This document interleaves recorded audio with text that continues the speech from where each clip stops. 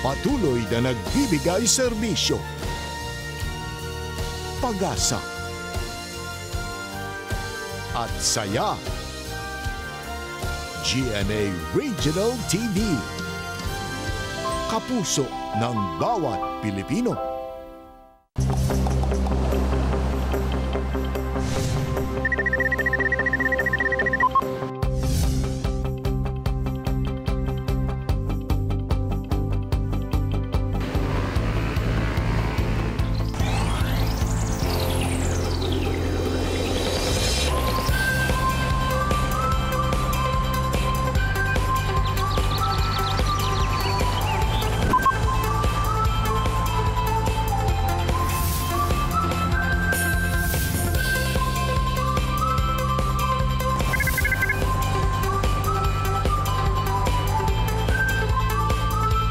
Kini ang At Home with GMA Regional TV.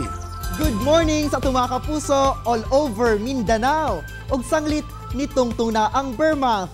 Merry Christmas mga kapuso! Ang Pilipinas mao'y dunay pinakataas nga pag-obserba sa Christmas season. Sanglit sa pagtungtong pa lang sa Burr-month, sugod na sabda sa pagpangtaod ug mga Christmas decors sa atong balay ug opisina. Mayong buntag, say! Mayong buntag sab jail, tama ka na, dili madugay. Makita na sab nato ang mga naga-display og lanterns, Christmas tree ug uban pang dekorasyon sa Kapaskuhan. Ug tungod sa atong gikaatubang nga pandemya, basig mahimong online na lang sab ang mga naanda natong activities ug gatherings matag Christmas season. Ug speaking of virtual activities, karong buntaga, atong sayro ng experiences ni Miss Cagayan de Oro 2019 Cindy Obiñeta sa pag-stage sa mong pageant kung itandi sa mga naagian ni Miss Cagayan de Oro 2020 Jezza Cristil Relevo sa malampusong pagpahigayon sa virtual pageant. Samtang sa tanan gayud no ang nag-adjust karong panahuna og gamit kaayo ang teknolohiya. Lakip na ang pagpakonsulta sa mga doktor, pinaagi sa online consultation ug atong makahinabi unya taod-taod si Dr. Lloyd Phil Razo. Samtang makachika ni Attorney Resy Sabestok ang kapuso actress nga si Ara San Agustin. Una ka na kapuso, nasayod ba ka kung asa ang usa sa mga top most visited tourist destination sa Davao Oriental? Kini ang San Victor Island sa lungsod sa Baganga nga giilasab nga Island Jewel of Baganga. Among isla dunay gidakon nga 3 hectares o ginadayo tungod sa powdery white sand ug crystal clear nga tubig palibot sa maong isla. Ang maong isla gipanag-iyahan sa Diocese of Mati o ginadumala karon sa Catholic Parish of Baganga.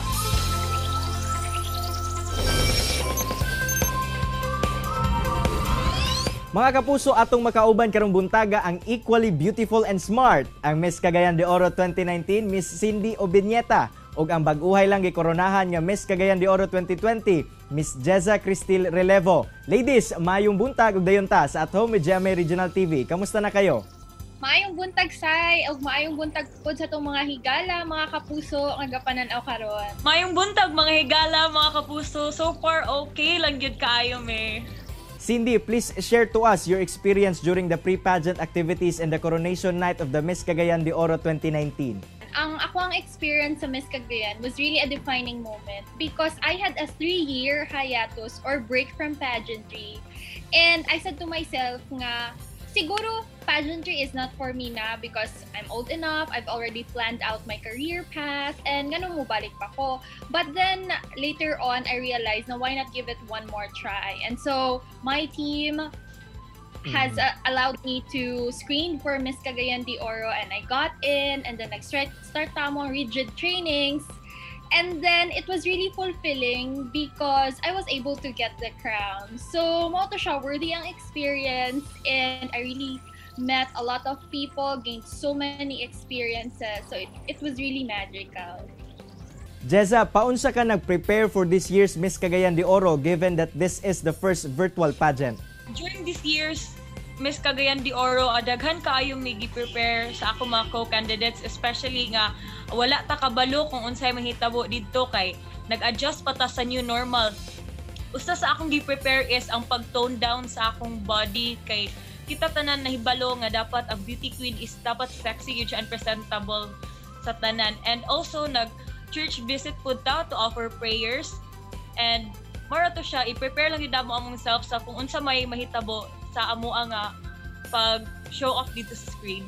Ang ako experience ani nga pageant sa Miss Cagayan de Oro is an extraordinary kay grabe siya ka unique, and it's the first ever virtual search for Miss Cagayan de Oro, and happy kaayo ko nga na part ko ani nga mag-make me og history. During your time, Cindy, nabati ba nimo nga mas pressured ka tungod kay sa physical staging sa pageant last year? Tanang mata sa audience nakatutok sa imo on stage, or mas dasig ka to perform well tungod nakita nimo ang imong supporters? Well, you know, in any beauty pageant, we can't really deny that there is always pressure. But I think during my time, since actual pageant siya, no, mas you are able to do more on stage if you hear the crowd cheering for you. So during my time, ang pressure, I consider it as somehow nga mo to siya ang magpa-maayo sa imuhang performance. So mo to siya, I consider it not as an obstacle, but rather something that would make me do more on stage. So thankful kay ko to all my supporters and all, because that pressure, it made me who I am now. Unsa para nimo ang most memorable experience sa pag-stage sa pageant karong tuiga? I understand niabot daw og almost 19 hours ang shoot for the coronation night. Ang most memorable experience ako ang karon nga year is ang moment nga na-crown ko as Miss Cagayan de Oro 2020.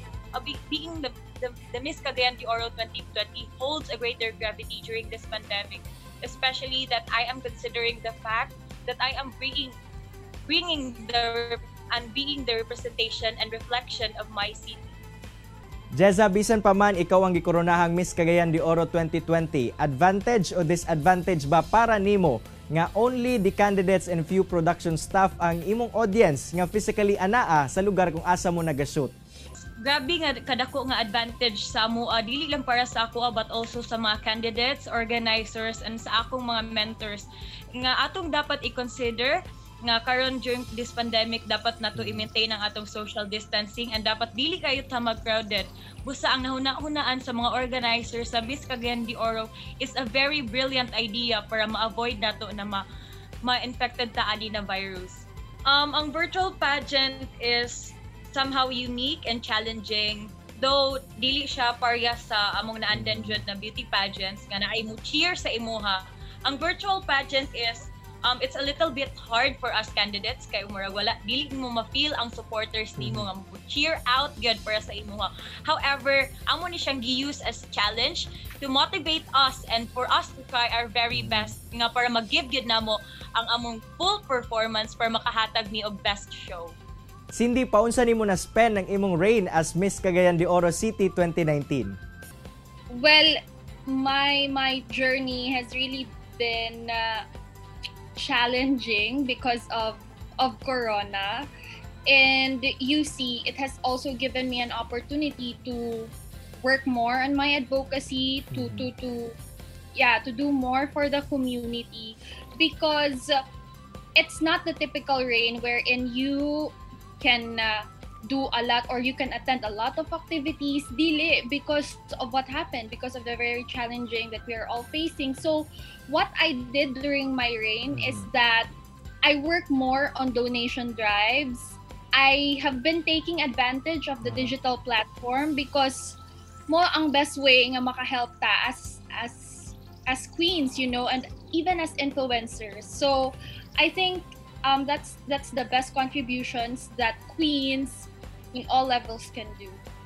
Jezza, kay lagi, padayon gyapon tang anaa sa pandemya. How do you plan to materialize your advocacies as Miss Cagayan de Oro 2020? During this pandemic, I would like to use myself as the spokesmodel of my city. I will inform those misinformed and uninformed citizens, especially nga gaka-observe nato karon nga naa pagyapon tay mga fellow Cagayanons nga murag dili kayo sila well-oriented sa mga safety precautions nga kailangan nato i-follow, and through online, since murag mo naman gid ang way nga gina-promote nato karon, atong ipakita sa online nga dapat likayan po nato ang pag-post sa mga fake news para nga maundang na ang mga dili ma-spread ang mga dili maayo nga balita sa atong mga katawhan. Daghang salamat ladies. I wish you luck Cindy para sa imong Binibining Pilipinas 2020 journey. And once again, congratulations kay Miss Cagayan de Oro 2020, Miss Jeza Relevo. Thank you, sir. Mga kapuso, tutok lang mo kay mobalik pa ang At Home with GMA Regional TV. Kini ang At Home with GMA Regional TV. Welcome back mga kapuso. Best Talk Time na kauban si Attorney Resi Rizada. Resi! Thank you very much, RJ. Maayong buntag mga kapuso ug welcome to Best Talk. This morning, atong makauban walay lain kundi ang kapuso actress and Taste Manila host, Kapusong Ara San Agustin. Good morning, Ara, ug welcome sa At Home with GMA Regional TV. Kumusta ka na? Hello, good morning everyone. Eto, I'm good. Doing good naman so far since the beginning of the lockdown. Thank God. That's good to know, no? At syempre kami, we're very excited to discover what has kept you busy habang nasa bahay ka lang. Ayun na nga, hindi ko na nga alam kung paano ko, hindi na ako magkanda-ugaga sa mga gusto kong gawin. So, syempre, since the lockdown, confined tayo sa mga bahay natin. So, sanay kasi ako na palagi ako nag-work. So, nung start ng lockdown, hindi ko alam kung ano yung mga bagong hobby ko na i-acquire ko para maka-cope up sa quarantine. So, nag-start ako with watching TV shows, mga TV series, kasi hindi nga ako umaarte. So, ayoko mawala ako dun sa, para bang, gusto ko in touch pa rin ako sa craft ko. So, nanonood ako ng mga TV shows. And then, I started reading books again kasi ang tagal kong hindi nagbasa kasi nawalan ako ng oras magbasa. Nabalitaan nga namin that you also took part pala sa isang fundraising na activity for rainwater collectors. Can you tell us more about that naman? So, WWF messaged me, one of their representatives. He messaged me tapos in-ask niya lang ako, in-invite niya ako if I'm willing to help out, support for this campaign. Basically, yung pinili kong campaign is supporting those people that need us the most. So ito yung mga tao na nakatira sa Daocaenganyo. Tapos, wala kasi silang water supply. Nagto-travel pa sila, naglalakad pa sila sa malayong-malayo. Yung mga schools nila walang tubig. Tapos nag-iigib lang sila dun sa well. Tapos yung well na yun, hindi pa sure kung talagang safe ba yun. Iniinom din nila yun. Doon din nila kinukuha yung drinking water nila. So, ayun, yun yung napili kong campaign. It's truly admirable, no, that you're part of that advocacy of providing rainwater supply, no, for areas na wala pala silang tubig, no. And of course, eto Miss Ara, no, of course, you're the very beautiful and dynamic host of Taste Manila. Anong mga adjustments ang ginagawa mo nyo ngayon sa inyong show now that medyo limited pa tayo in going out of our houses? The foremost adjustment that we're doing while we shoot Taste Manila is shooting at home, obviously. Kasi hindi pwedeng lumabas, hindi pa pwedeng magpunta sa mga restaurants along the metro. And our main objective now is to help small business owners. Kasi marami ng mga nag-transition into online food selling because of the quarantine. Many people have lost their jobs. So, ayun, tinutulungan lang namin na feature for free. They don't need to pay.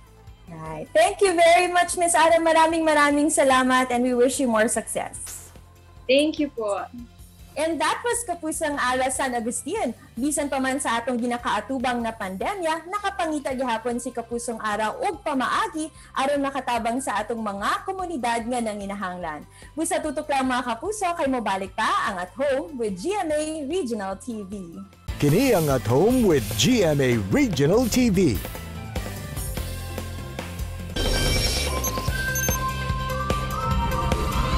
Mga kapuso, dungan tang sayron kung paunsa ba ang sistema karon sa gina-offer nga online consultation, pinaagi ang usa ka family physician, si Dr. Lloyd Phil Razo. Doc Lloyd, may buntag og dayon sa At Home with GMA Regional TV. Kamusta na ka, Doc? Maayo man mi diri, Argel. Maayong buntag sa imo og sa tanang viewers sa At Home with GMA Regional TV sa Fuok, Mindanao. Doc Lloyd, pila nakakatuig sa imong profession ug ever since nahimo ka nga doktor, unsa ba ang naandan nga pamaagi sa pagpakonsulta sa imuhang mga pasyente? Argel, ako nag-practice o halos 14 years na as medical doctor. no?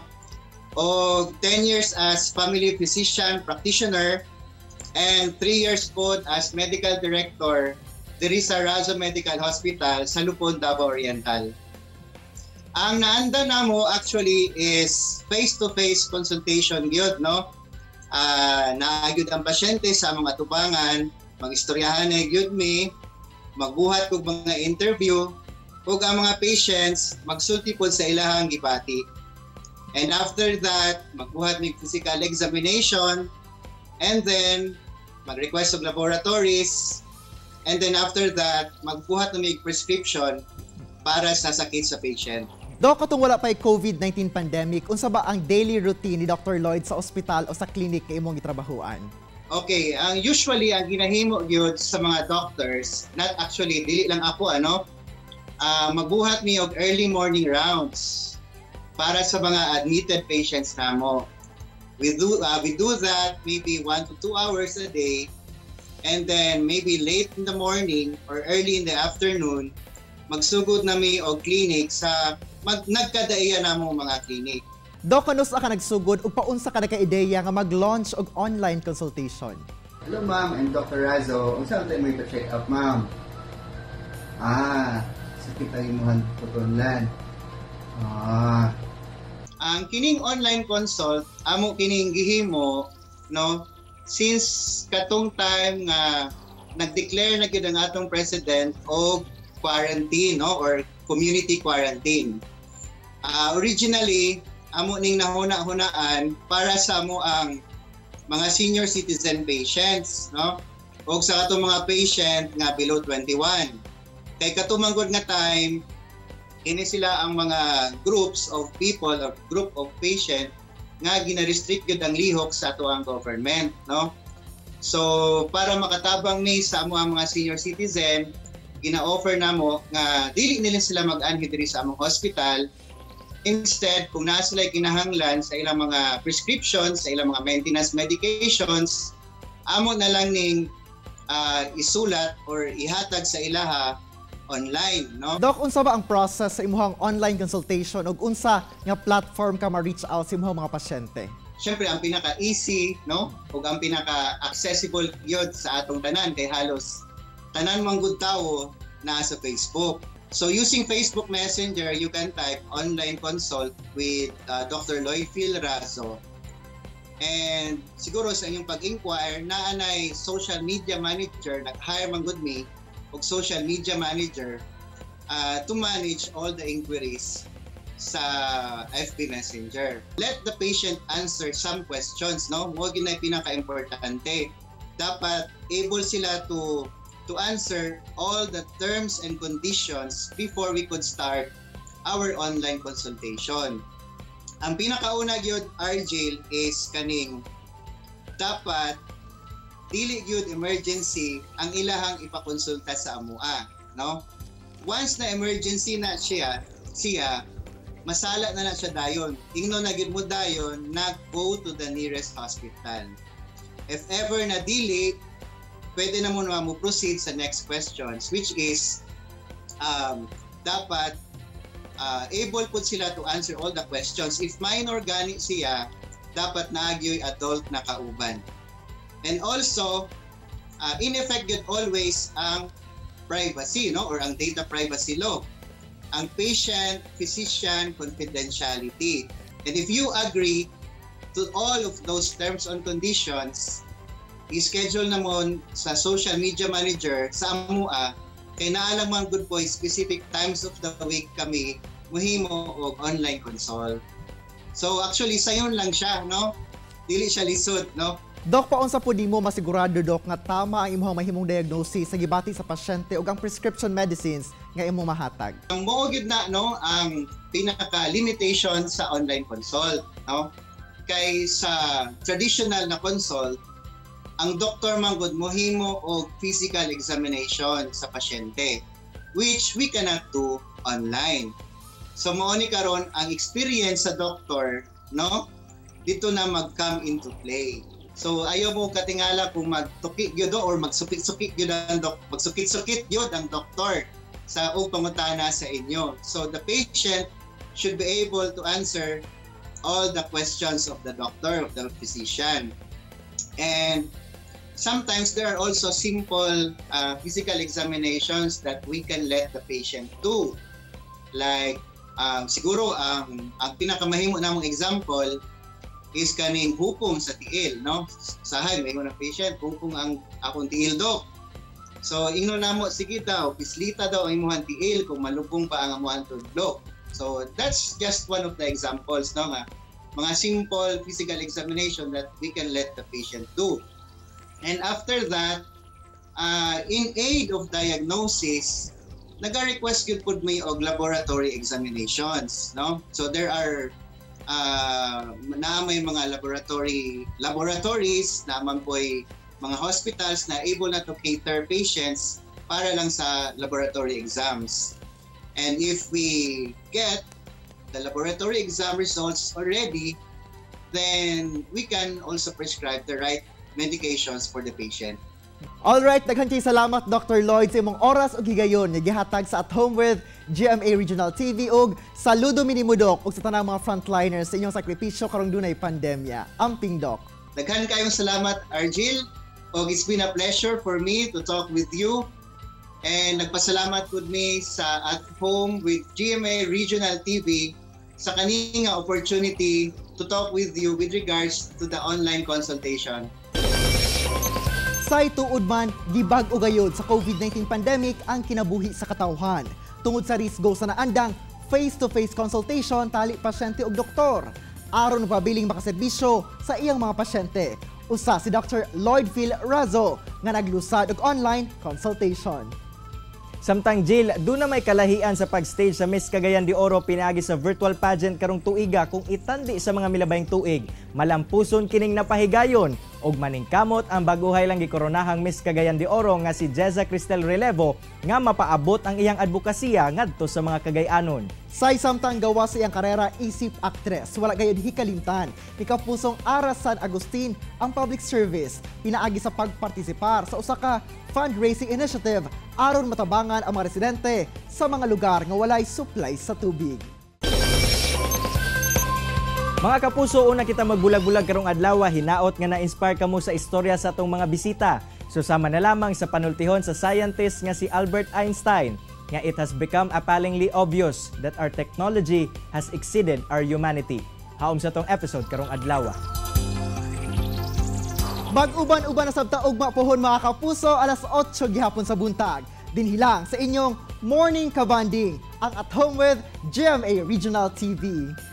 Makita pagbalik ang atong episode pinagi sa pagbisita sa www.gmaregionaltv.com. Huwag mo kalimot mga kapuso, mag-subscribe sa official YouTube channel sa GMA Regional TV. Mga kapuso, always remember that God is good all the time. Ayaw sab kalimot sa pag-smile. Amping! Stay safe and healthy mga kapuso. Ako si Cyril Chavez. Kinisab si Argil Relator. Buong puso para sa kapuso.